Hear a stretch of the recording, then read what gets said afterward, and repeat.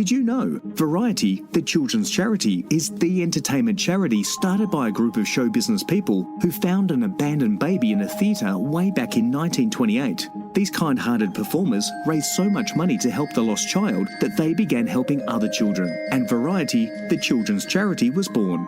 Read the full story and support the entertainers charity that supports kids in need today. Visit variety.org.au. You're listening to the School of Hard Knock Knocks podcast with me, Maury Morgan.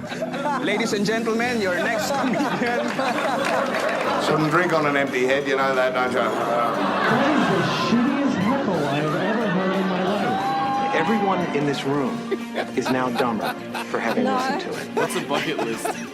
You have dangerously underprepared yourself for the shit that is about to get real. Nadine Sparks loves learning comedy. At age 12, she began learning improvisation comedy, including a course at 18 at the highly respected NIDA, then performing with Improv Conspiracy before travelling to the US to learn the Chicago method. And then, 7 years ago, Nadine did a stand-up comedy course, and this resulted in her first 5-minute performance at the Exford Hotel in Melbourne. Since then, she's performed for 5 seasons at the Melbourne International Comedy Festival, as well as festivals all around Australia. In this School of Hard Knock Knocks podcast, Nadine takes us deep into the world of improv, or impro, where you'll learn about the Harold structure in long-form improvisation theatre, her new gang, the Tickle Pit, how a dose of improv can help build confidence for stand-up comedians, and the pros and cons of swearing. And if you're interested to take your stand-up comedy to the next level, join the next School of Hard Knock Knocks stand-up comedy course in Melbourne and now Adelaide. Visit www.schoolofhardknockknocks.com for a list of courses. And now, here's Nadine Sparks. Hello, my babes. How are you? You're fucking good looking, which is a great start. Look at you. Oh! Sometimes everyone's ugly, and I'm like, can't do my set this way. You know, you can't, because you've got to entertain. So thank you for being so good looking. So just on the way here, this guy asked me for a couple of bucks, and I was like, do you want 10? And he was like, do you want to share my goon? Goon in the gutter with a homeless man? I still got it, yeah. I just fucked him outside that 7-Eleven, mate. It was amazing. Had like a mattress and everything. Like, oh, fuck you. You know, it was awesome. You would have loved it. He had a tattoo on his face. Like, fucking I know how to rock them. 7-Eleven, forget Tinder. 7-Eleven's where it's at. So I was in a mental institution recently. Don't worry, 1 in 4, it doesn't matter. And it's a private one though, right? Because my mum and dad still pay my private health. Like I'm 42, whatever. Anyway, so a private mental institution's pretty cool because you get like your own room with an ensuite, like a motel, you know, like Netflix and chill. But the nurses don't like that, right? So the nurses said to me, what will you do if somebody wants to have a sexual relationship with you? And I'm like, depends what they look like. Been single for fucking 5 years. Do you know what I mean? And she said, no, what you need to do is tell the nurses. So if they're good looking, I have to have a threesome? I don't think so. Good afternoon, Nadine. How are you there? I'm good. Hi. How are you, Murray? Oh, very good, Nadine. It is a chilly, are we winter yet? Melbourne Monday. Oh, freezing. It is. Freezing Melbourne Monday. But you know, we're Melburnians. It's what we live for, isn't it? Complain about weather. Yeah. Yeah. That's right. Makes us a lovable type, isn't it? Always got something to talk about, not like those Queenslanders. No, well, it's too hot there. Yeah, well, that's right. And I, in my research of your background, I understand that you spent a number of years, not. I think you're originally from Melbourne, but you did spend a little bit of time in Brizzy, I believe. Yes, I did, yeah. I studied year 12 in Brisbane because my family moved up there when I was in year 12. So I spent year 12 in Brisbane and I did my undergraduate degree in Brisbane. So I was there for about 8 years and then I moved back to Melbourne and did my did a bit of other studies, yeah. Yeah, so I'm mainly a Melbourne girl. I was born here.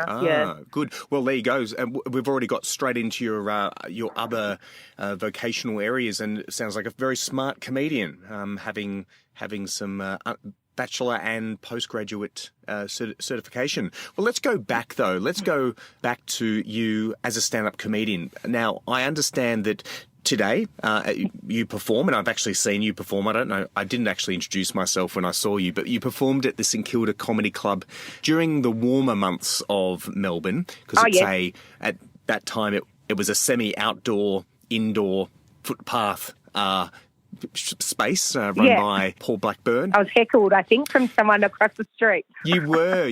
The gentleman, I recall that, did not, and actually it's related to one of my questions, did not appreciate the tone or maybe the vocabulary of that particular joke. So, no. But we'll talk about that particular incident a bit later. in a minute. Yeah. Let's go back to you. You're a stand-up comedian.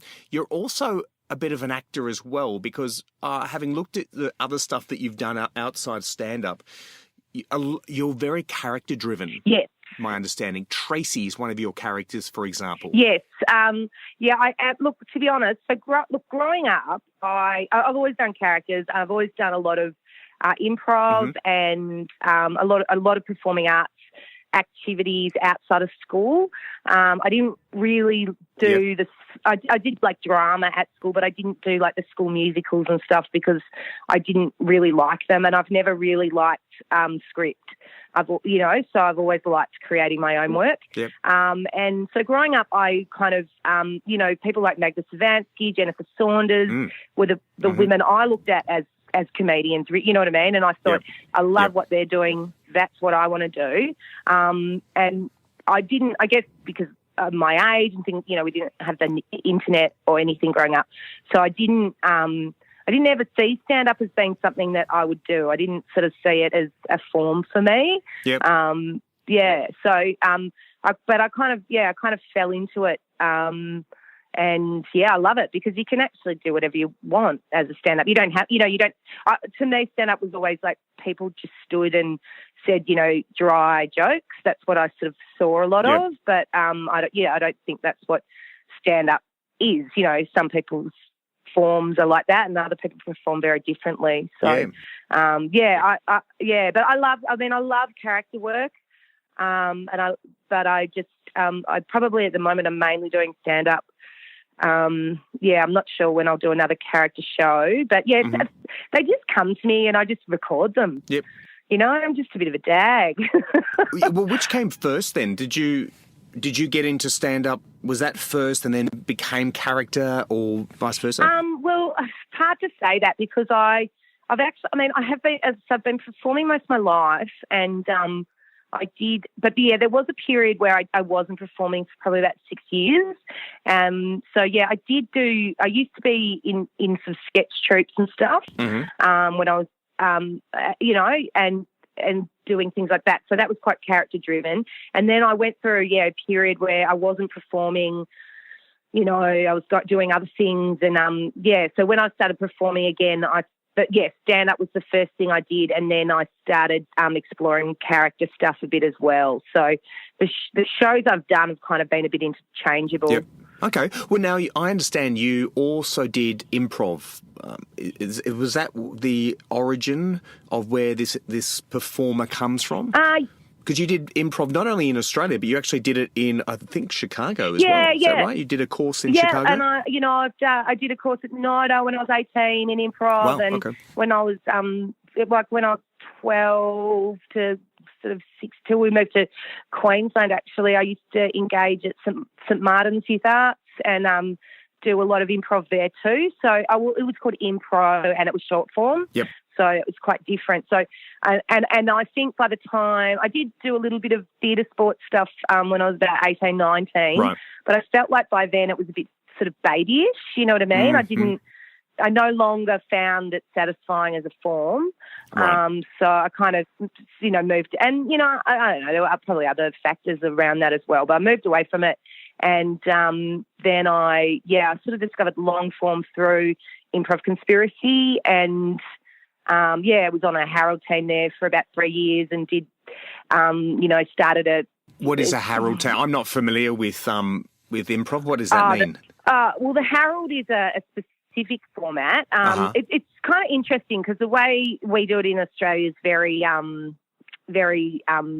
like an equation, like a very, what's the word for it? Like a system, Right. whereas structured, exceptionally structured. It really, like a paint by numbers a bit. Okay.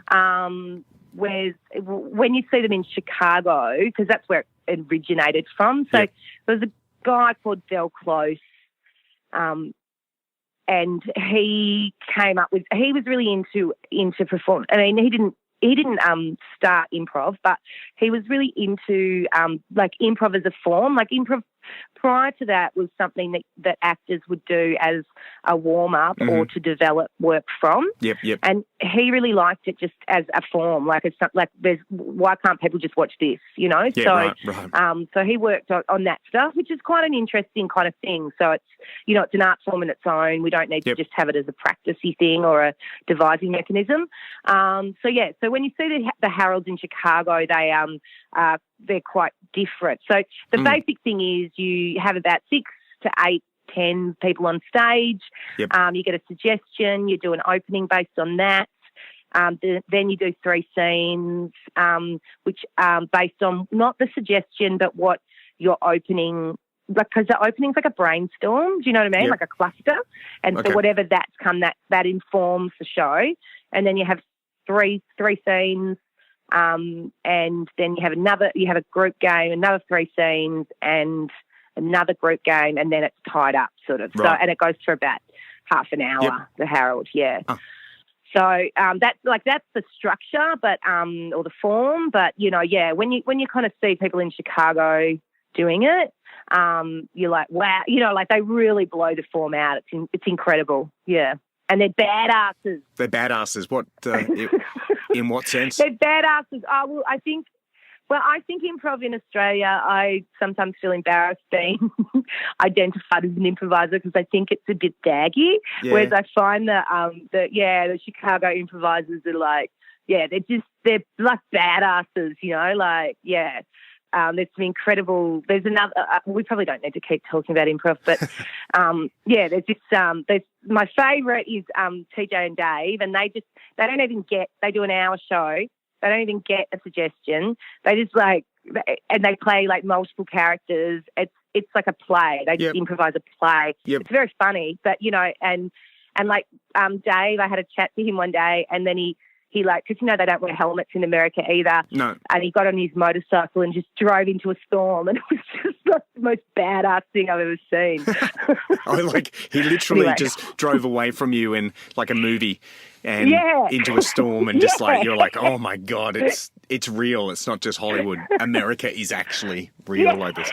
Ah, gotcha. Did Tina Fey start in improv? Was that where she got her? Yeah, her in back- IO. Yeah, they're all from IO. Like all those Tina Fey and Amy Poehler, all are from IO. And then Amy Poehler has the UCB. So they started that company that they'd initially trained at IO. Ah, very good. And IO for the listeners is what is that? Well, what does it mean? It's actually just called IO now, but it was called Improv Olympic, but apparently they got sued by the Olympics, so now it's only allowed to be called IO. So sometimes it's called IO in brackets, formerly Improv Olympic. Did a bunch of Russian shot putters turn up one show and go, "This is not the Olympics"? Yeah, I don't know. It Terrible sounds accent. extreme from the Olympics. But then so UCB is Upright Citizens Brigade, and I reckon that was probably their Harold team name that they.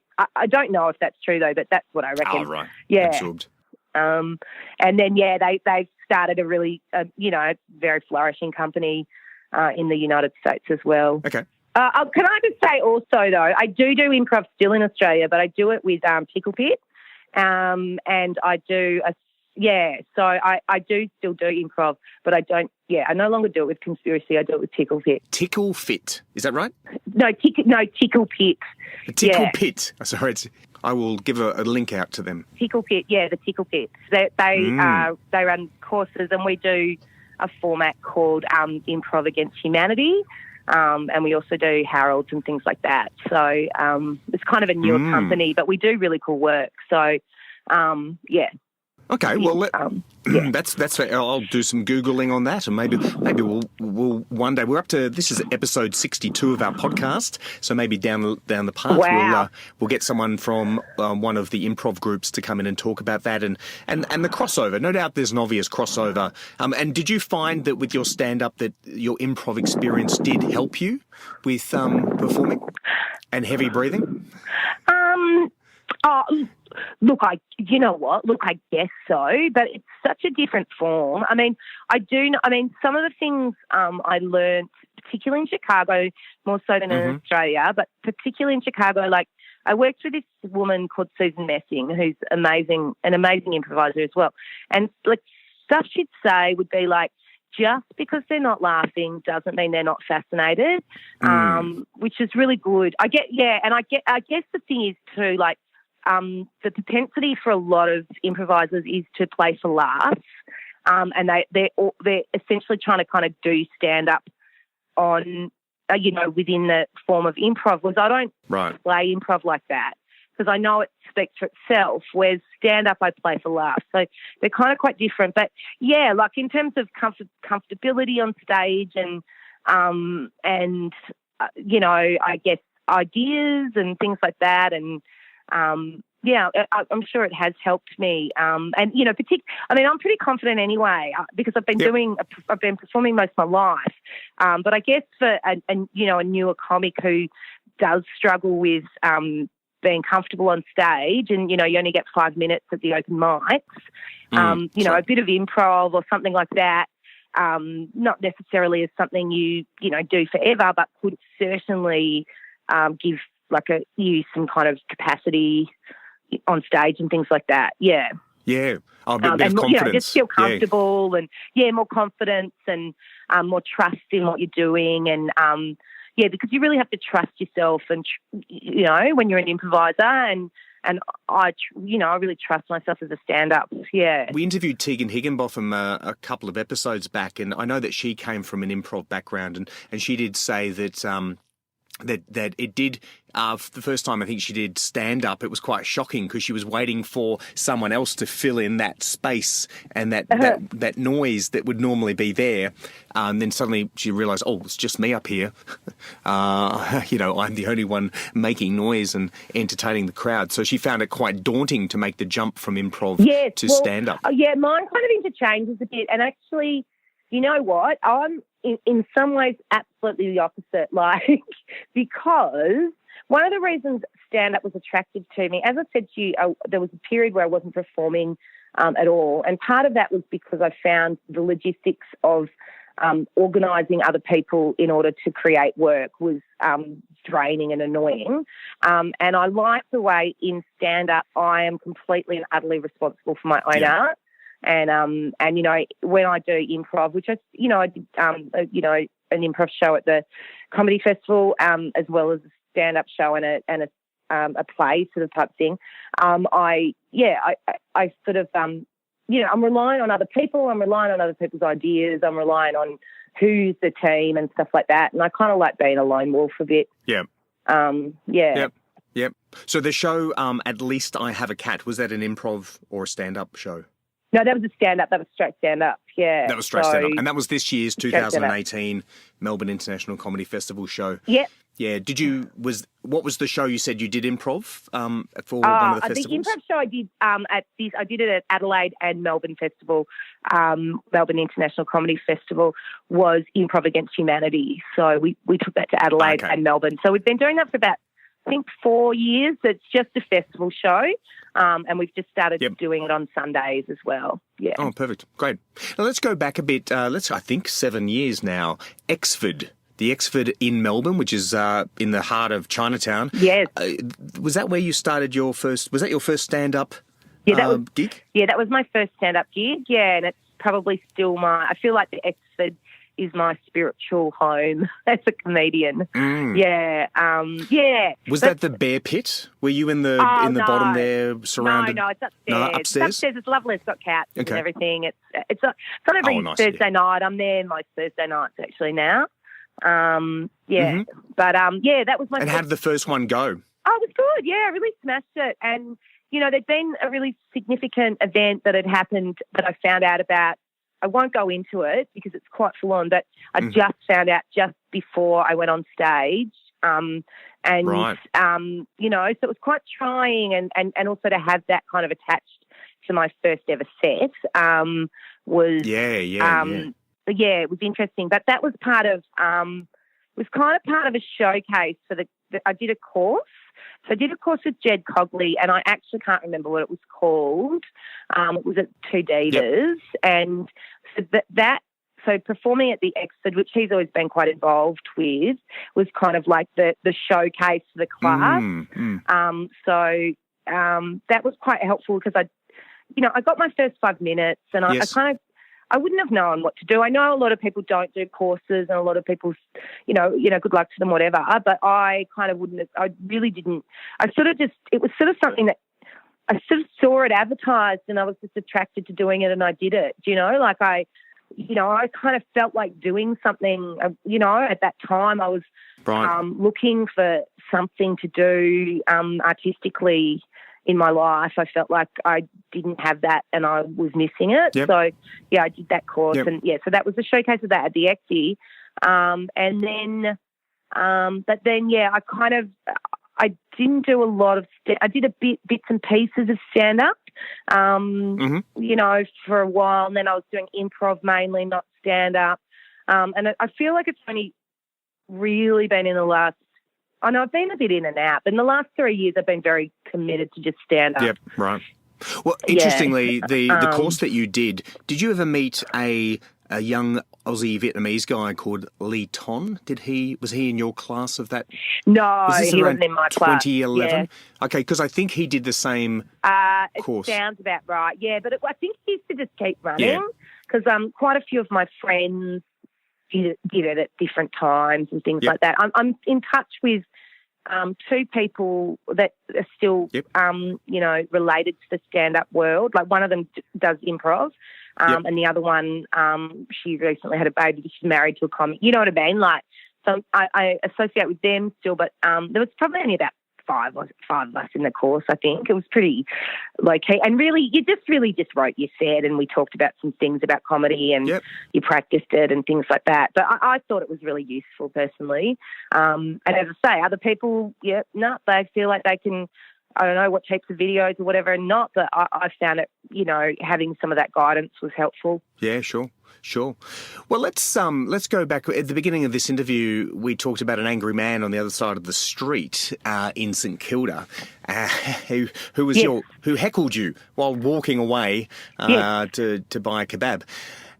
Now, I watched your set. You do, and you've done very well. You haven't sworn at all in this interview, so congratulations on that. No, I am a swearer though. You are. I am a swearer. Yeah, which is what I wanted to bring up as my question. You're not afraid to swear, and as a comedian, what are your thoughts on swearing? Because I do hear pros and cons in swearing. You've got. And perhaps I can quote Dave O'Neill. I thought Dave O'Neill never swore because I'd only ever seen him when he performed in front of older audiences. But then he told me on the podcast, no, he swears a lot. What's your take on this? Yeah, look, I think this is the thing, right? Like, I'm a swearer. I swear. Like, I do swear. Yep. You know what I mean? So, like, when I'm normally talking, I'm a swearer, and I swear on stage as well because that's what I do. I do sometimes sometimes I kind of read it and I might use a different word. I might say one of the jokes I do is I fucked him, and sometimes I say I had sex with him occasionally if I feel like it. I did, mind you, when we were just laughing about it yesterday, me and a comic friend, I won a clean comedy competition in Brisbane a couple of years ago. Shocked a few people. And I just, it was just crazy. Yeah, it was just crazy. I just did it as the challenge because I know there, particularly in Brisbane, they talk about that stuff as well. You should be clean and all that. And look, that's fine. I do quite blue material and I use language that some people don't like, and I can't help it if people don't like what I do. I just do what I feel I want to express. So I'm kind of not in any position that I'm trying to sort of mould myself to what anybody else thinks I should be as a performer. So that's my take on it. In saying that, if people want, maybe lucrative careers, maybe they don't swear. I don't know, but for me, it's important that I'm not saying everything I say on stage is honest, but I have a character, I do, and that character swears, and that character is a blue character, and, and it's like my alter ego, and, and I really like it, Yeah, right. Is your alter ego Tracy, inverted commas? No, not at all. No, Tracy, I was just doing it, but that character I've sort of done a lot. I've talked like her a lot in my life. You know what I mean? She's been sort of one of the characters I've sort of, played with a lot in my life, but I was doing a photo shoot for my show Feast, actually, and for that photo shoot, I had someone do my hair and makeup, which is, quite fancy, and we were just laughing a lot, about, the whole idea of, because the dress that I used in that photo is quite crazy, and we were laughing about the whole the whole notion of the bridesmaids and, what the bridesmaids do. And, it was just sort of funny. And I got home from the photo shoot, and I kept thinking about this character, and I ended up just shooting it on my computer and putting it on the internet. And then I ended up doing a show called Bridesmaid to Be sort of from that, which was just at Fringe and was a little bit underdeveloped, and I decided to not do it at the next comedy fest. So I did another show called Teacher then. But it's still something I wouldn't mind developing, but I'm not sure if I'd like it as a two-hander. Right. Okay. And in the future. And for those that don't know Tracy's a bit of is she a moron? Is she smart, or is it hidden? What's the character? Bit of a dope? I think she's just an unfortunate girl. Do you know? I think she's a girl that's just a bit. I don't think she's dumb. I think she, to me, she works quite hard in a job. I think she would have, a business administration type role. Do you know what I mean? I think she works hard. I think but she's just one of those girls that's probably, not lucky with the boys, and, never had any, never had any of those graces. Right. She's a bit generic in every aspect. Yeah, I just feel like she's one of those girls that, people like, but they're just, she's a bit of a dork. You know what I mean? It's not. Yeah, she's nothing like me. Okay, good. Because I don't. You know what I mean? I don't think I'm. Well, you're like not generic, that at that's all, for sure. But, you're outside the box. Well, I don't feel like I am, but and when you said generic, I thought, oh God, maybe she's not. Maybe she's too generic as a character. But yeah, I just sort of feel like she's just this.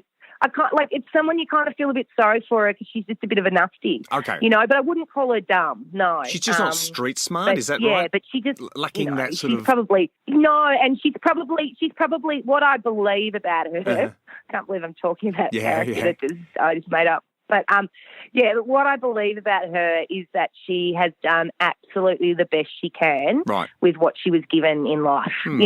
So she probably didn't have access to amazing education, and you know what I mean, and all those sorts of things like that. So whatever, in a business administration role or whatever. Yep. That was a good job for her to get. That sort of thing. Yeah. Oh, okay, good. And she'll be in that job until retirement. I'm assuming she's not climbing the corporate ladder. And she'll be she'll be the one that brings in the cakes all the time and keeps everyone happy. You know what I mean? Yeah, she's a stalwart. Yeah, she's she's solid. Yeah, well, yeah. Tracy's here. As long as if things go to mud, then at least we've got Tracy. All right, gotcha. Yeah. Okay, good.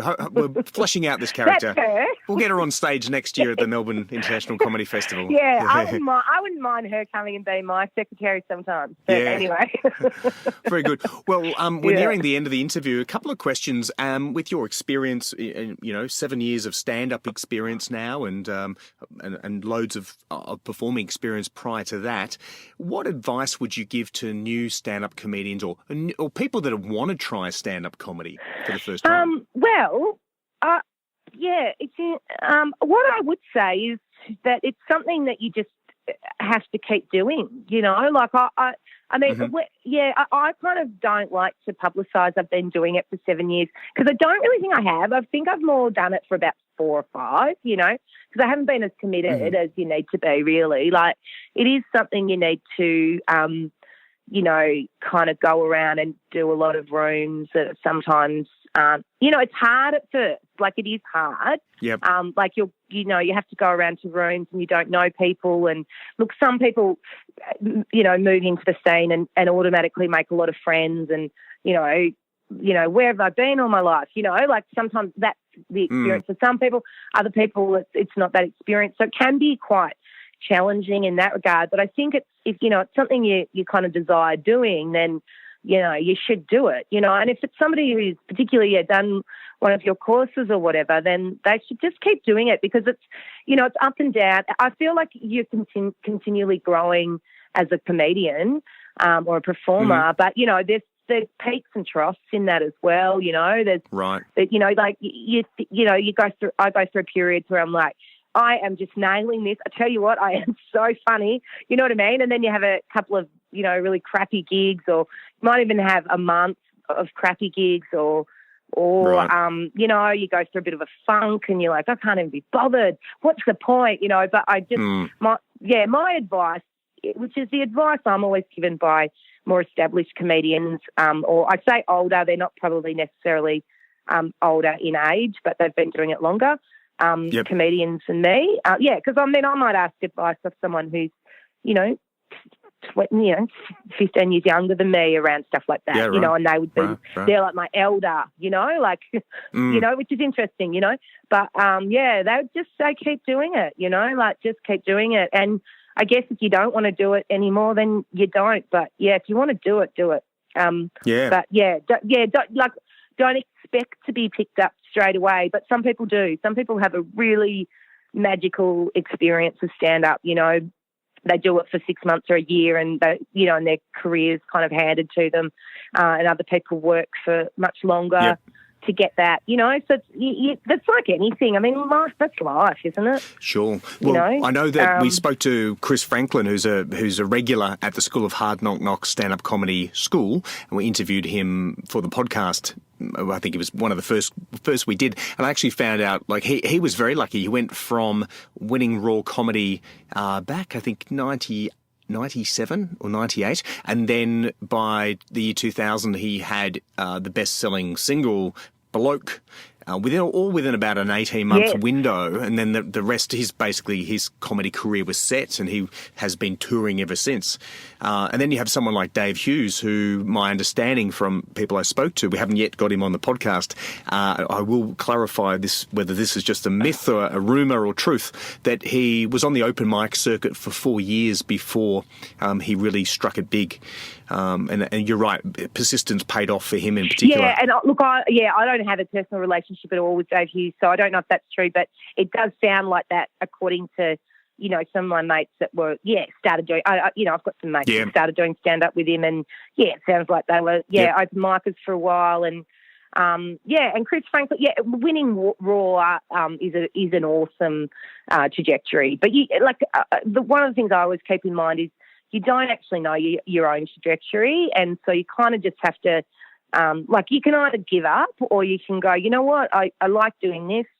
I don't know what my trajectory is. I don't know. I don't, you know what I mean? And, sure.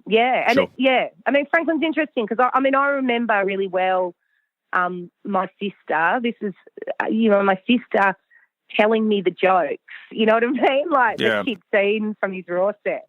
And I just have such a clear memory of one of his jokes. You know what I mean? Like, it's awesome. It's awesome that I get to hang out with him too. Yeah, in Melbourne Comedy Fest and stuff. Yeah. No, he's a super nice guy too, and very approachable for a granddad. Oh, lovely. Nonetheless. Yeah, lovely. He's lovely. He's a great guy. Yeah. Well, Nadine, you've got some gigs coming up. So when can we come and see you? What have you got coming up in the next few months? So this week I'm on at George's. I'm not doing as much shorter sets at the moment.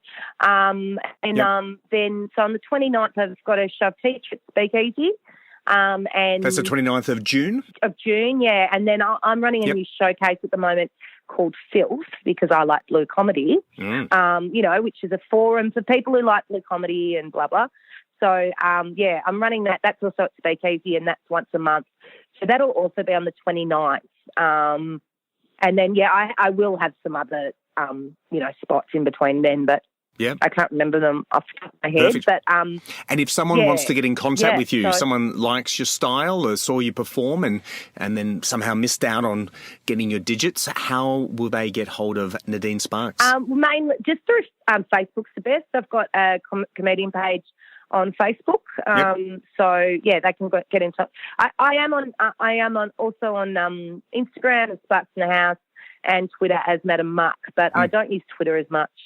So, but Facebook I'm pretty good at getting back to. So if anyone wanted to have a chat to me or ask me anything, or book me for something, get on to me on Facebook. Perfect. Well, thank you very much. I will check out that Twitter and the Instagram accounts as well. The School of Hard Knocks is on both. And interestingly, I find you're probably, your age means that you're kind of got one foot in each camp. I find people like Richard Stubbs, for example, they only have Twitter.